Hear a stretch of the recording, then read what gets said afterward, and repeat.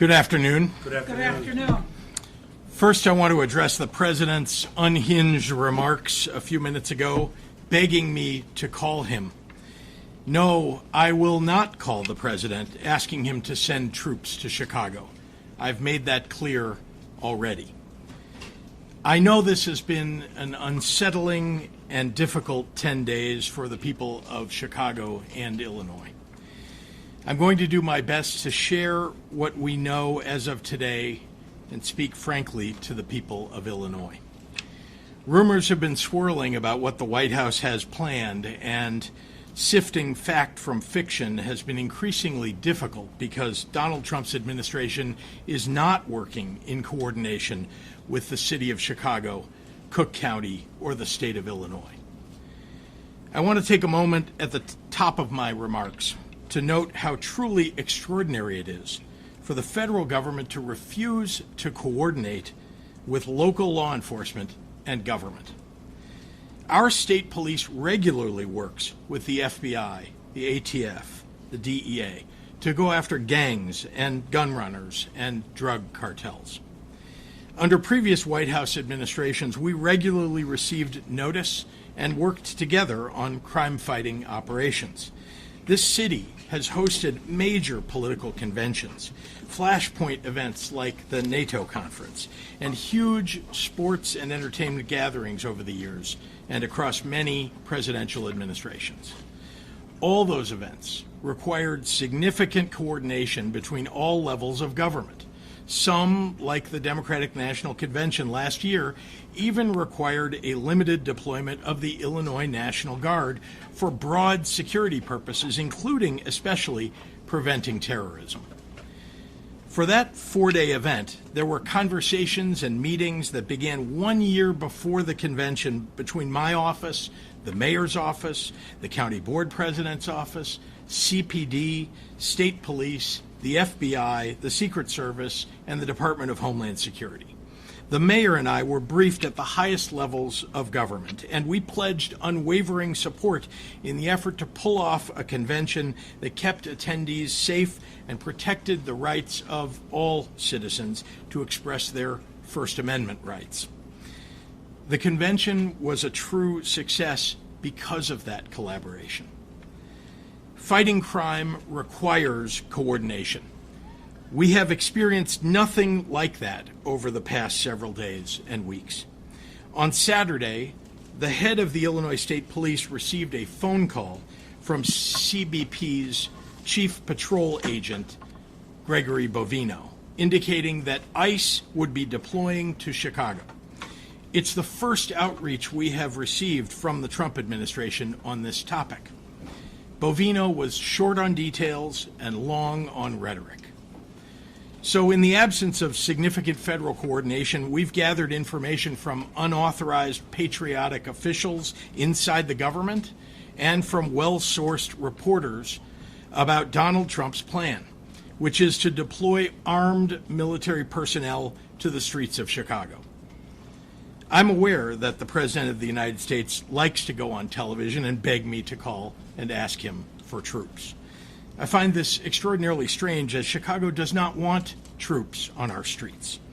I also have experience asking the President for assistance, just to have the rug pulled out from underneath me when execution meets reality. I refuse to play a reality game show with Donald Trump again. What I want are the federal dollars that have been promised to Illinois and Chicago for violence prevention programs that have proven to work. That is money that Illinois taxpayers send to the federal government, and it's an insult to any and every citizen to suggest that any governor should have to beg the president of any political party for resources owed their people. I'd like to ask a question of my own, and it's one the press should be asking as well. When did we become a country where it's okay for the U.S. president to insist on national television that a state should call him to beg for anything, especially something we don't want? Have we truly lost all sense of sanity in this nation that we treat this as normal? As I have done since becoming governor, I've been reflecting on my responsibilities to the people of Illinois. And one of those duties is to share with the public exactly what we know. In the coming days, we expect to see what has played out in Los Angeles and Washington, D.C., to happen here in Chicago. First, Donald Trump is positioning armed federal agents and staging military vehicles on federal property, such as the Great Lakes Naval Base. It is likely those agents will be with ICE, Customs and Border Patrol, the Department of Homeland Security, and other similarly situated federal agencies. Many of these individuals are being relocated from Los Angeles for deployment in Chicago. We believe that staging that has already begun started yesterday and continues into today. Second, unidentifiable agents in unmarked vehicles with masks are planning to raid Latino communities and say they're targeting violent criminals. As we saw in Los Angeles, a very, very small percentage of the individuals they will target will be violent criminals. Instead, you're likely to see videos of them hauling away mothers and fathers, traveling to work or picking up their kids from school. Sometimes they will detain, handcuff, and haul away children. They are law-abiding individuals who pay taxes and contribute to the communities who feel safe going to work and attending mandatory immigration check-ins. In other words, they're following the law. We have reason to believe that Stephen Miller chose the month of September to come to Chicago because of celebrations around Mexican Independence Day that happen here every year. It breaks my heart to report that we have been told ICE will try and disrupt community picnics and peaceful parades. Let's be clear, the terror and cruelty is the point, not the safety of anyone living here. Third, as lawful citizens exercise their First Amendment rights, Trump and his team will be looking for any excuse to put active duty military on our streets, supposedly to protect ICE.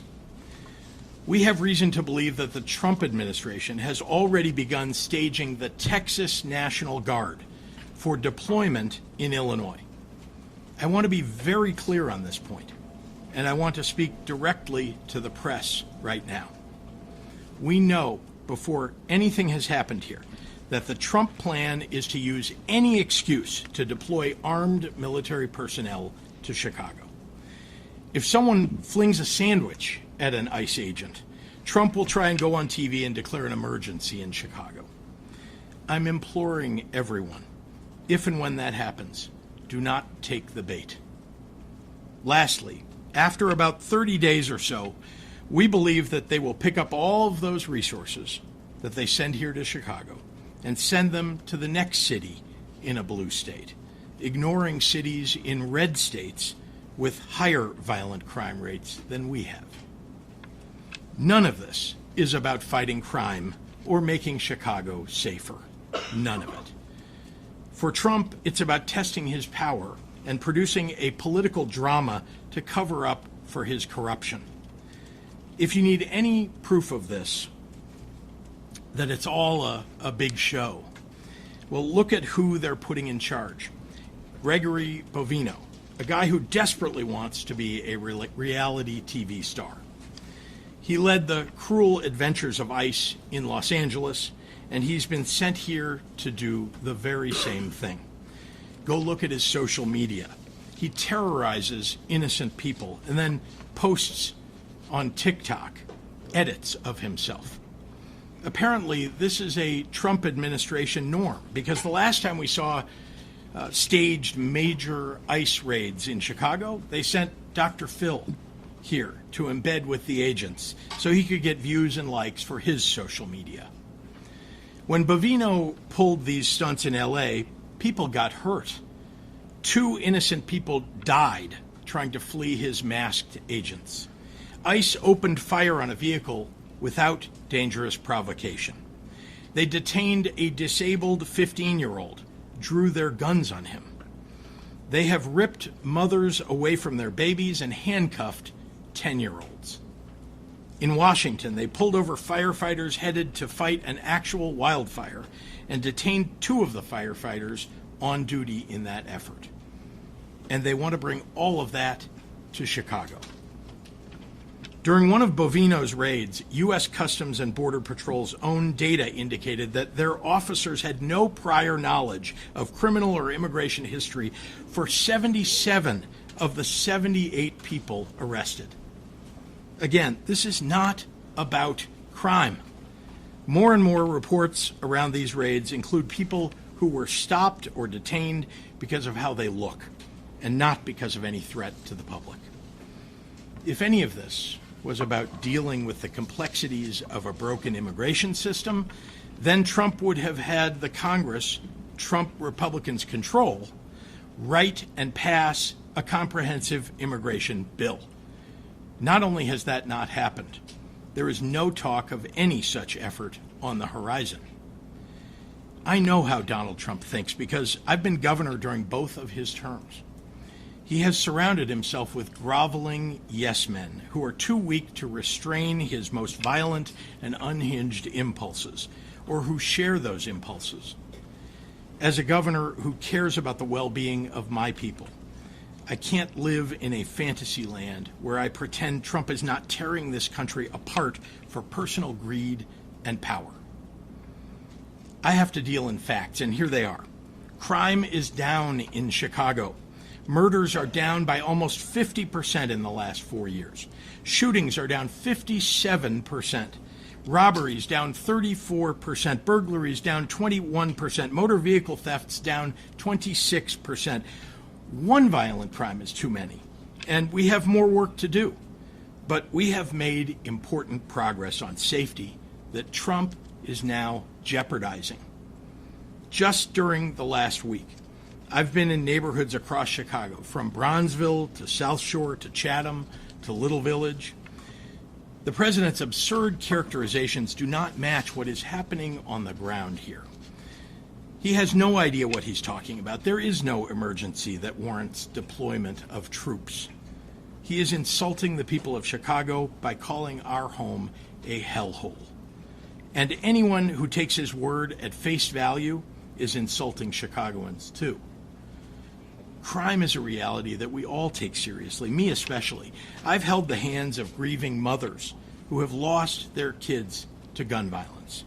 I've been in consistent contact with law enforcement and managed our state through some of its toughest moments. That has informed our comprehensive, evidence-based approach to crime, hiring more police officers and giving them more funding, gun and drug and gang interdiction, investing in community violence intervention, mental health supports, more substance use treatment. Those programs have shown real progress. Then you know what happened? Donald Trump and his Republican allies in Congress cut those programs because they are unserious people who seem to know nothing about fighting crime. We are ready to fight troop deployments in court, and we will do everything possible to ensure that agents operating inside the confines of this state do so in a legal and ethical manner. To Chicagoans, what you can do is look out for your communities and your neighbors. Know your rights. Film things that you see happening in your neighborhoods and your streets and share them with the news media. Authoritarians thrive on your silence. Be loud for America. To everyone listening, but most especially to the press, I refuse to pretend that any of this is normal. I refuse to concede that the abject cruelty that we're seeing play out with the execution of Trump and Stephen Miller's policies are okay or justified. I refuse to fall into the pundit trap that demands we sacrifice vital constitutional rights if it's being done in the fake guise of fighting crime. Because, as I said 6 months ago in my State of the State address, any rational person who has spent even the most minimal amount of time studying human history has to ask themselves on one important question. Once they get the citizens of this nation comfortable with the current atrocities committed under the color of law, what comes next? Now I'd like to turn the podium over to the mayor of the city of Chicago, Brandon Johnson. Thank you, Governor. Good afternoon, everyone. Good afternoon. Thank you, President Preckwinkle, Lieutenant Governor Stratton, for being here, and our Attorney General Raoul, and to the members of the press. Today we stand here united as the state of Illinois, Cook County, and the city of Chicago to send a very clear message. We do not want or need military occupation in our city. We do not want or need militarized immigration enforcement in our city. We have been clear on that, and we will continue to take every single measure that we can to protect our people from these threats. However, I also want to be clear about this. There are measures that the federal government can take right now to help continue to drive down violence and crime in our city. We need the federal government to stop the endless flow of guns into our state and into our city. Chicago police officers have taken more than 24,000 guns, illegal guns, off the streets of Chicago since I've taken office. Over 24,000 illegal guns taken off the streets of Chicago since I've been in office. They have worked hard every single day to make our city safer, and they've made historic progress. However, we will never be able to end gun violence in Chicago as long as the president continues to allow tens of thousands of guns to be trafficked into our state and our city. The vast majority of guns do not come from Chicago. They are not made in Cook County. They are not bought in the state of Illinois. These guns come from red states. They are coming from Indiana. They are coming from Mississippi. They are coming from Louisiana. And that is the harsh reality, whether Republicans like it or not. Occupying our city will do nothing to solve this problem. No matter how much work we do or how hard we work, whether it's expanding our Detectives Bureau, investing in community violence intervention, and addressing the root causes of crime, none of it will ever be enough until the president decides to end the mass trafficking of guns in our city. For every gun that the Chicago Police Department fights to get off the streets, 2 or 3 more new guns come into our city. Chicago will continue to have a violence problem as long as red states continue to have a gun problem. Shootings will continue as long as this presidential administration continues to put politics over people. We have sued Glock over their semi-automatic guns that are easily converted into automatic weapons with switches. We have taken down gun stores in Indiana that illegally sell thousands of guns to traffickers who move them into Chicago. But whatever we shut down, and whenever we do this, another one pops up.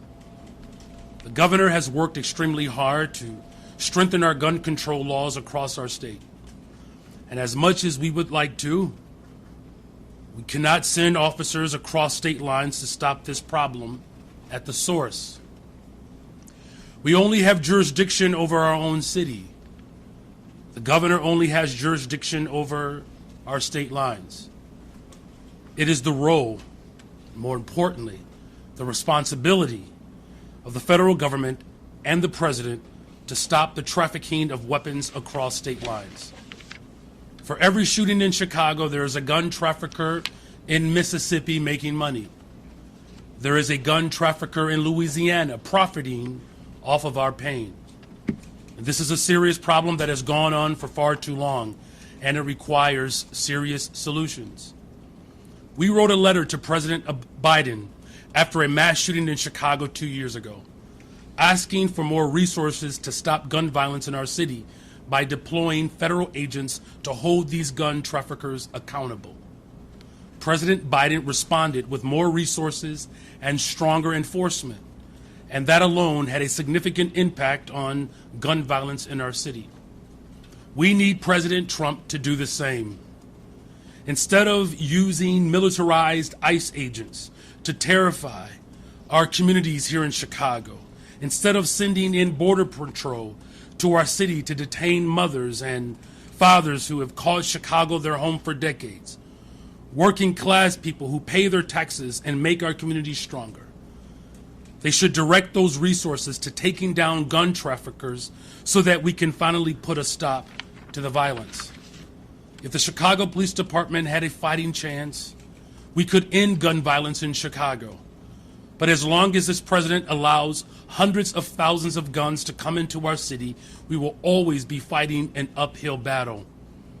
And so our call to the president and to his fellow Republicans who want to weaponize the tragedy of gun violence, the Republicans who want to use the pain of families who have lost loved ones to shootings, and who want to use our city as a punching bag.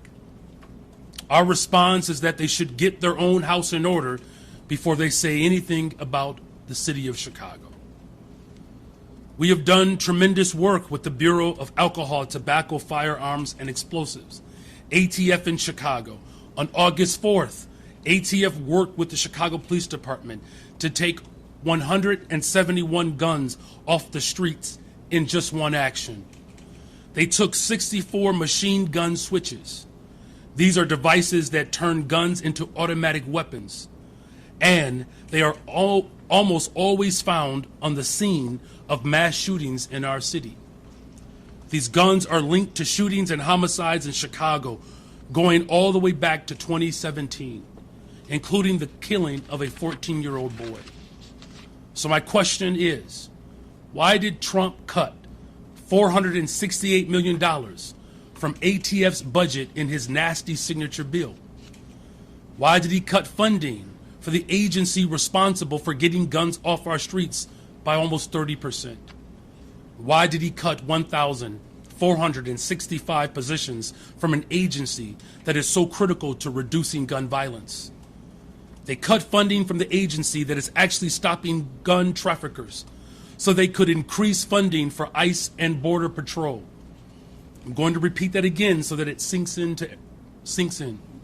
Trump gutted the agency that actually catches gun traffickers just so that he could hand money to ICE and Border Patrol. This president doesn't care about gun violence. He just wants his own secret police force that will do publicity stunts whenever his poll numbers are sinking, whenever his jobs report shows a stagnating economy, whenever he needs another distraction from his failures. That's what this is about. The Trump administration continues to try to use the real pain and loss of gun violence victims as a pretext for expanding his own power. Unfortunately, even some elected officials in our city and state have parroted these lies. But here's the truth. Donald Trump is the last person in America who cares about families on the south and west side of Chicago, those who are dealing with violence on a regular basis. He's the last person. The thought doesn't even cross his mind. If he did, he wouldn't have cut $800 million from violence prevention organizations. These are funds that would have gone towards organizations on the south and west side who are on the front lines driving down gun violence. He wouldn't have cut $468 million from ATF. He wouldn't be sending ICE and Border Patrols to Chicago. He would be sending ATF agents to Mississippi. He would be sending these agents to Indiana. He's worried about the wrong border. We don't have an immigration crisis in Chicago. We have a gun crisis, and the president could care less about the real solutions. In closing, violence in Chicago is not because we have too many immigrants. It's because we have too many guns. So our message to Trump continues to be the same. Stop posting truth socials. Stop making statements. Stop threatening to send troops or ICE. Stop defunding our communities. Just do your job and end the trafficking of guns into our city. And thank you. With that, we'll turn the podium over to the Cook County Board President, Tony Pritzker.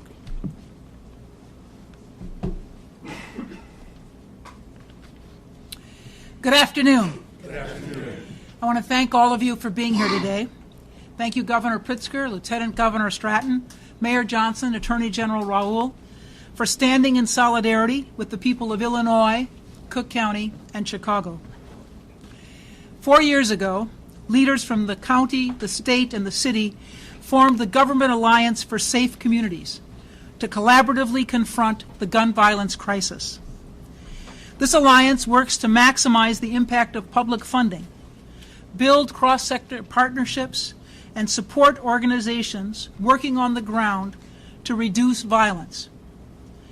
Together, we've made historic investments in community safety.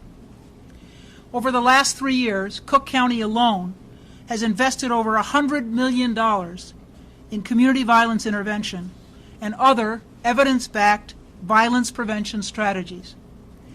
We will soon launch a new capacity-building network to provide training and technical assistance to strengthen organizations and maximize their impact in communities. Our government partners at the state and city level have also invested at unprecedented levels. Why do I bring this up? Because it's working. In Cook County, we've seen a 35% drop in gun homicides from this time last year and a 45% drop in gun homicides from 2021. I'm going to say that again. In Cook County, we've seen a 35% drop in gun homicides from this time last year and a 45% drop in gun homicides from 2021. Our investments are working.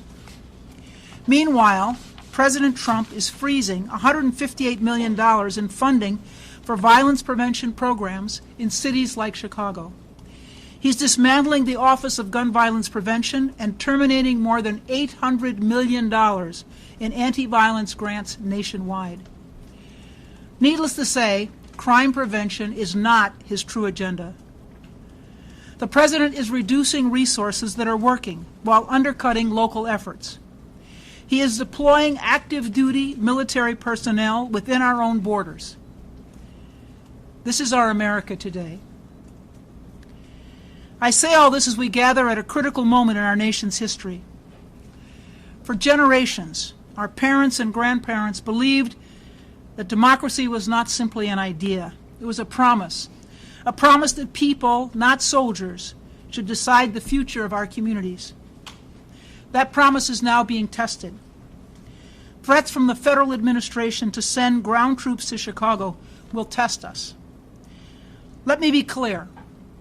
There is no emergency in Chicago that warrants federalizing the National Guard, deploying the National Guard from other states, or sending active duty military personnel within our own borders.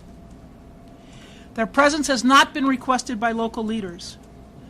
The streets of Chicago belong to the residents of Chicago. They do not belong to federal troops. They do not belong to those who would use intimidation and violence as tools of political oppression.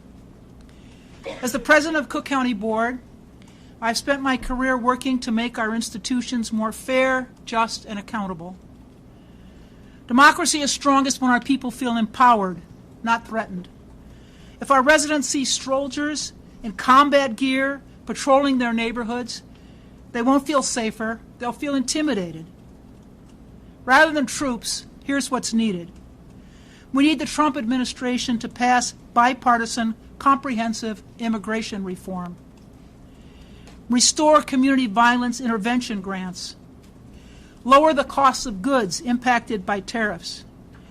And restore cuts to Medicaid and SNAP that take away health care coverage and food from the table. History teaches us that democracy is not self-sustaining. It requires constant vigilance. It requires courage. And most importantly, it requires people willing to stand up and say, no, you will not trample our rights.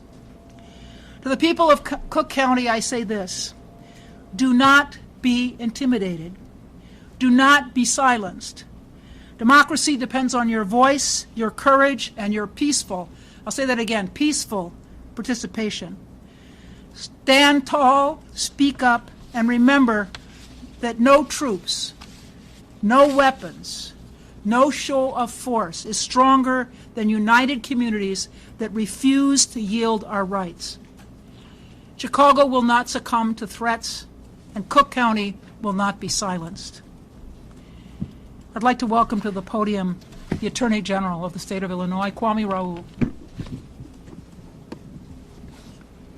Thank you, Madam President, Governor, Mr. Mayor, and Lieutenant Governor.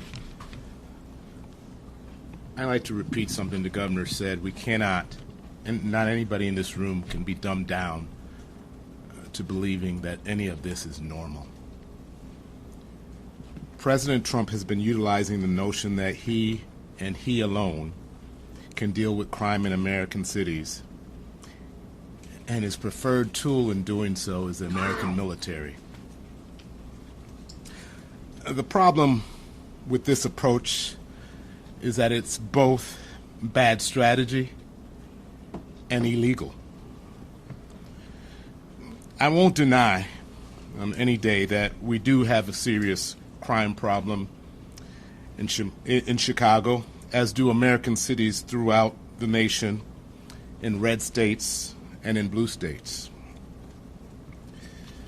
Recent mass shootings and reports of other crime are horrific. While Chicago's crime problem is serious, it is far from the worst in the country. President Trump's approach of using the military is bad strategy because the National Guard is not trained to do local crime fighting. Furthermore, the use of the National Guard as a crime-fighting force is simply not sustainable. It is further bad strategy because there has been no effort by the President to collaborate with local leaders or local law enforcement. Collaboration and a comprehensive approach is critical to successful crime fighting. Since the outset of my tenure as Attorney General, I and other local law enforcement partners have worked closely with federal law enforcement partners, including the FBI, DEA, ATF, Secret Service, and others, to investigate and prosecute criminal activity in Illinois. This one-team approach to fighting crime, utilizing combined intelligence, experienced, well-trained agents and officers, and state-of-the-art technology, has yielded great results. It, combined with the investment in community violence interruption and providing for victims of crime, has led to a significant reduction in crime. If President Trump wanted to contribute to fighting crime in Chicago, he would steer more resources to these federal agencies that are collaborating with local law enforcement instead of dramatically cutting their budget. If President Trump were serious about fighting crime, he would not be cutting funding to proven community violence interruption efforts. If President Trump were serious about fighting crime, I would not have to have sued him 2 weeks ago, sued the Department of Justice 2 weeks ago for threatening to deprive resources for victims of crime based on unrelated immigration criteria. If President Trump were serious about fighting crime, he would not enter into collusive settlement to put machine gun trigger reset back out onto the street, devices back out onto the streets. President Trump's plan is not only bad strategy, but it is illegal. The militia clauses of the United States Constitution give Congress sole authority to decide the circumstances that allow the President to federalize the National Guard. The 10th Amendment preserves state sovereignty to enforce state laws as they see fit. As recognized by Judge Charles Breyer today in California, the Posse Comitatus Act limits the federal government's ability to use the military for domestic law enforcement. Although the President does have limited, and I repeat, limited authority to deploy the National Guard to help federal law enforcement in specific circumstances, none of these circumstances exist in Chicago. We are not being invaded by a foreign nation.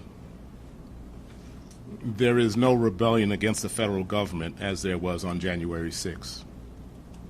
There does not exist an inability to enforce federal law in Chicago. Federal courts are open. Federal criminal cases are being prosecuted and investigated every day.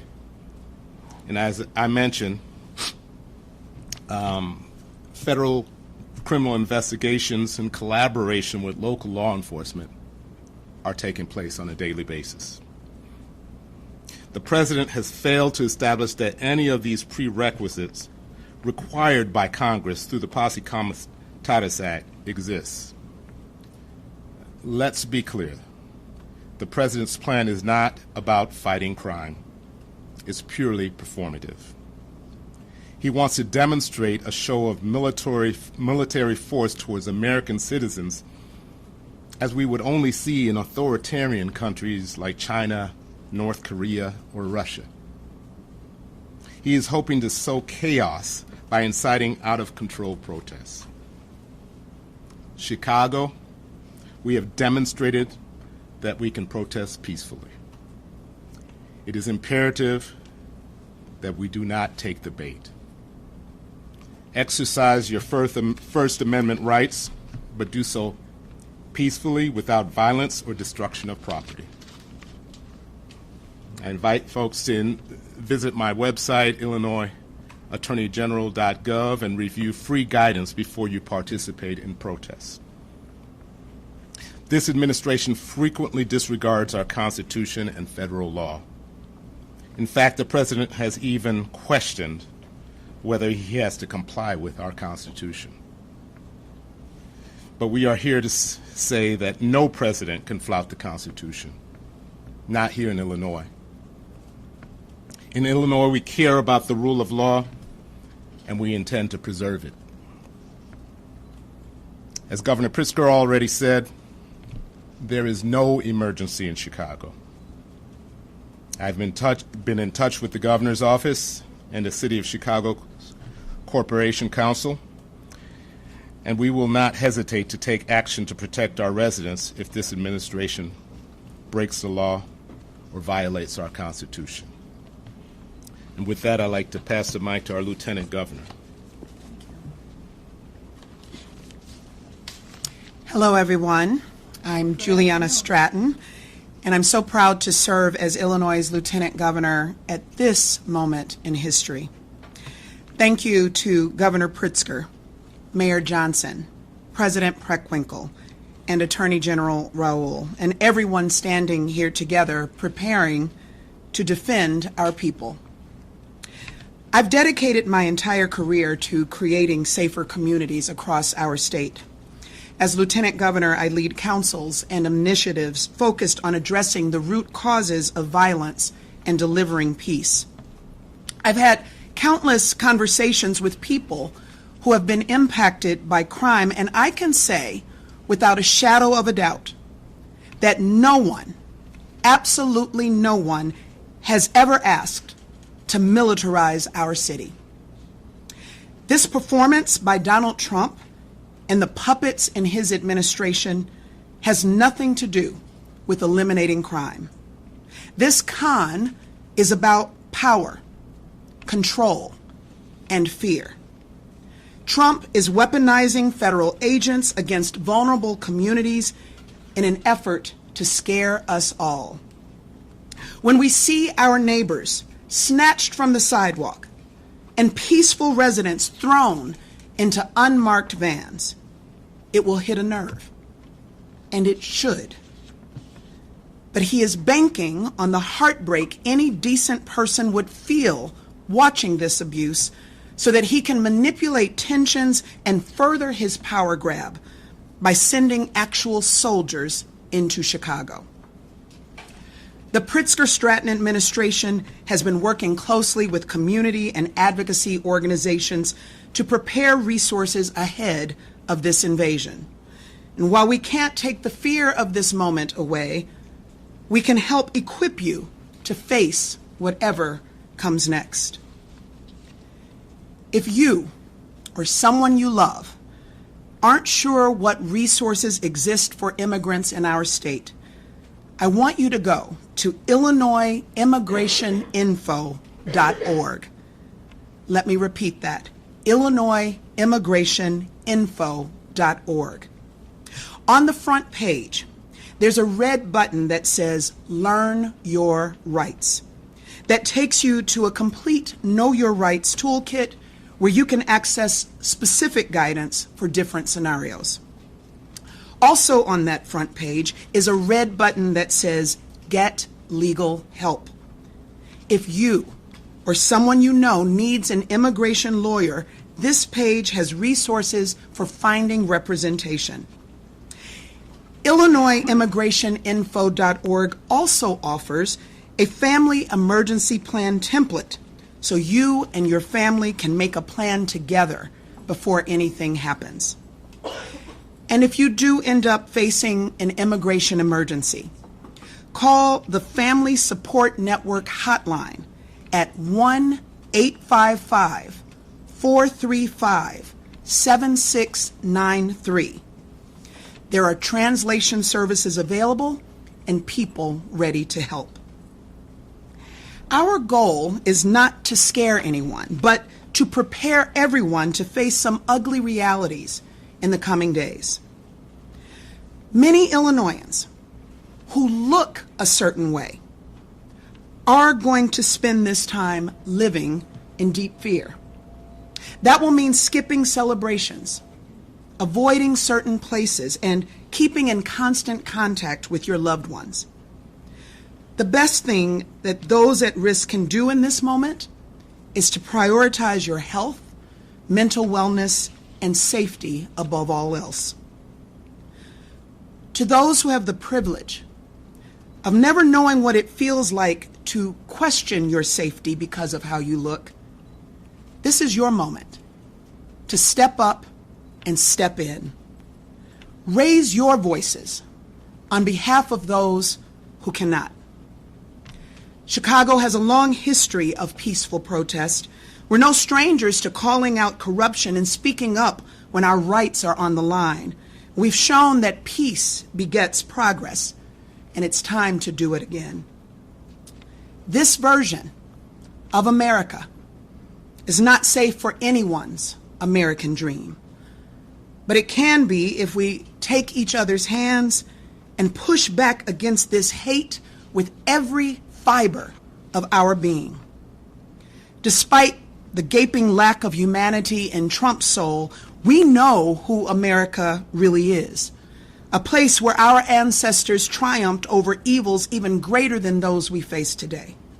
A place where goodness exists alongside complexity. A place where goodness is real and powerful and worth fighting for.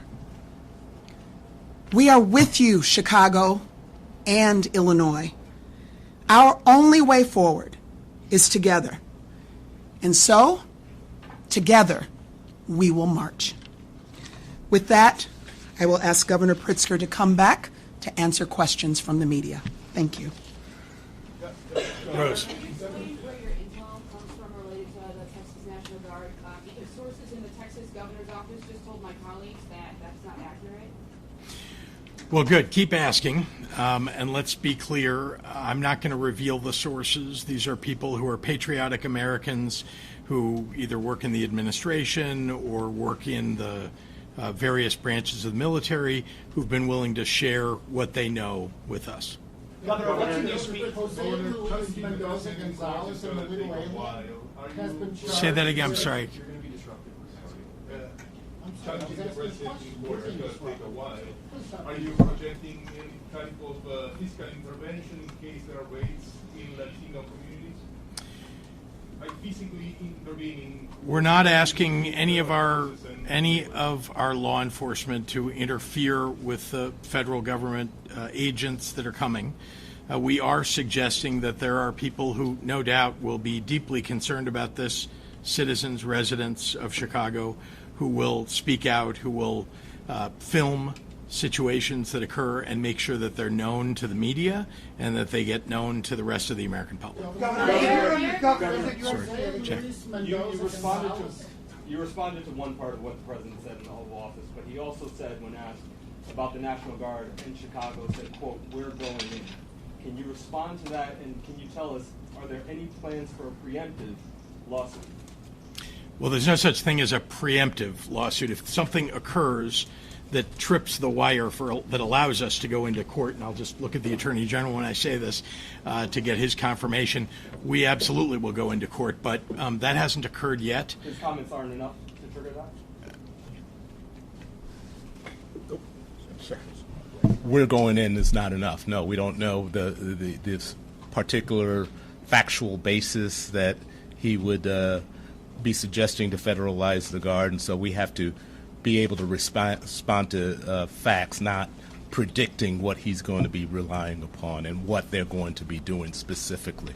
And sorry, just to answer the first part of your question, yeah, he said they're sending in troops. I just confirmed for you that we had heard that already, and so we knew that. I want to make sure that whenever we have information, that we share it with the public, make sure that they know, because they need to protect their own rights. Chris. Governor, can you elaborate on the information that you used at the beginning of your address about things that are going on right now, mobilization that's underway right now? What specifically is underway right now?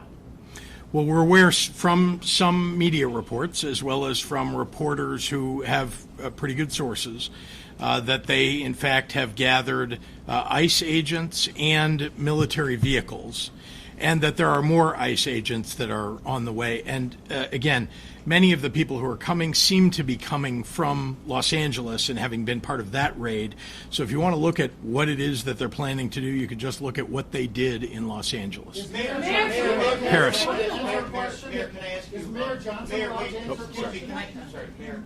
Can you, will the Chicago Police Department, will the superintendent be authorized to actually arrest federal agents that violate municipal code now on masks and identification? Which you've already seen with our executive order. We made it very clear what the distinction has to be. The local police department's responsibility is to protect the residents of the city of Chicago. That's what their role is. That's what the responsibility is. That's what they'll maintain.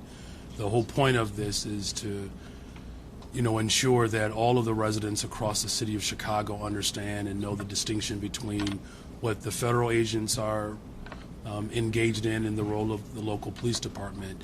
If these federal agents decide to work against what our local authority is, we'll use every single tool that is available to us. If you look at the ruling that just took place in Los Angeles, it actually cites what my executive order had already exposed. Mayor, this Mayor is Johnson, why are violent criminals allowed to wear masks in Chicago, but you don't want Do you think it's the ICE unfair to agents to wear overlook our masks? recent progress in light of a more violent and neutral holiday weekend, or do you think this weekend was a setback? Well, look, every time someone is shot, every time someone loses their life to violence, it's a tragedy. My heart breaks every single day when these tragedies occur. But as far as the work that we are doing to drive violence down in the city of Chicago, it's why I'm even more committed after a weekend like the one we just experienced. The fact of the matter is that we have illegal guns that are being trafficked in our city. That's the problem, right? We have done everything in our power locally, getting guns off the streets of Chicago, revamping our detectives bureau. We have a clearance rate of 76%, so we're solving violent crime in Chicago. And look, these are my neighbors. Right? These are my neighbors. I wake up on the west side of Chicago, and neighborhoods across the south side of Chicago have dealt with violence for 60 years. the progress that we are making doesn't mean that we stop. There's more work to do, and I'm going to continue that work. Mayor Johnson, what do you say to people who might look at how D.C. has seen a reduction in violence, and those who might wonder, had the Guard been here this weekend, 58 people might not have been shot and 8 of them might not have been killed?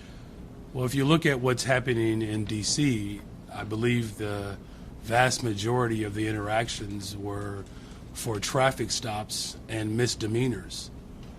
No one is asking for that in Chicago.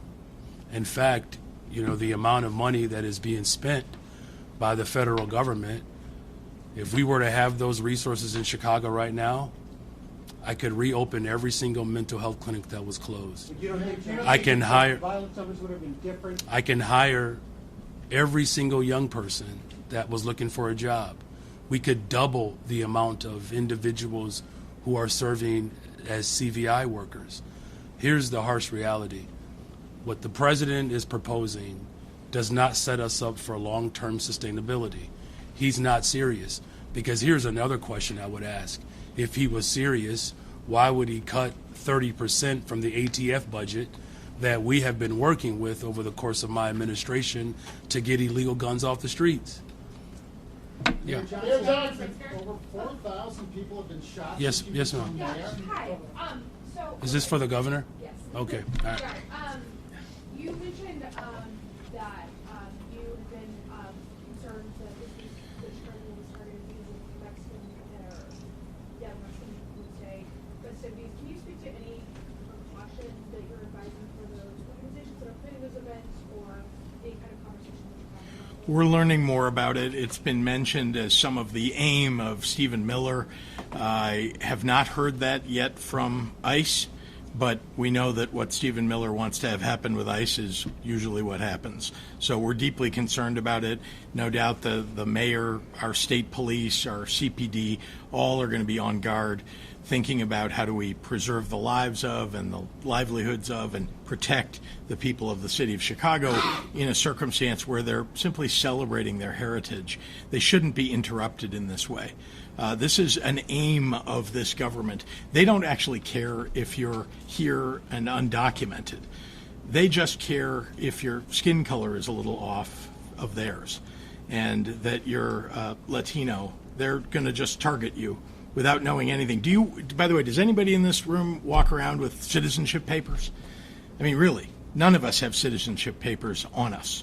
So the question is, they're going after these people, rounding people up, throwing them into vans without telling their families, without reading them their rights, taking them off the streets in masks, in unmarked cars. I mean, this is what's happening in the streets of the nation. And what we need to do is step back and ask, is this president following the law in what he's doing? Is ICE following the law? And all of us need to speak up and speak out about the assault on just regular residents who are following the law, who are going to work, paying their taxes, who've been around in our city for 10, 20, 30 years. We ought to be protecting those people. And if they want to celebrate Mexican Independence Day, they ought to be able to do that without being terrorized by ICE. Last question. Yeah, Olivia.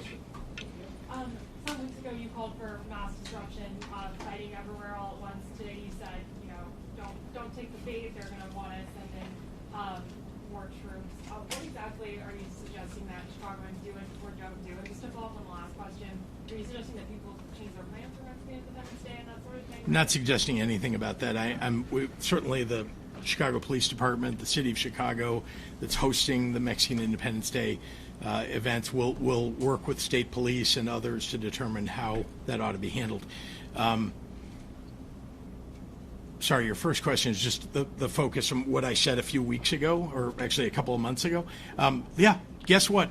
People ought to be speaking out about what this administration is doing. I'm doing it from this podium, but people can go protest. People are holding up signs on street corners with their friends to protest. There are thousands of people, indeed millions of people, that showed up for No King's Day. And I'm encouraging people to peacefully, have said that all along, megaphones, microphones, go to the ballot box. Those are all the things that I said. Let's be clear.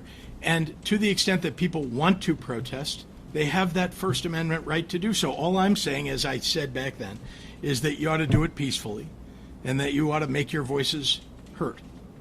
Yeah. Thank you. Important question regarding the illegal alien, Jose Luis Mendoza Gonzalez, that was released under your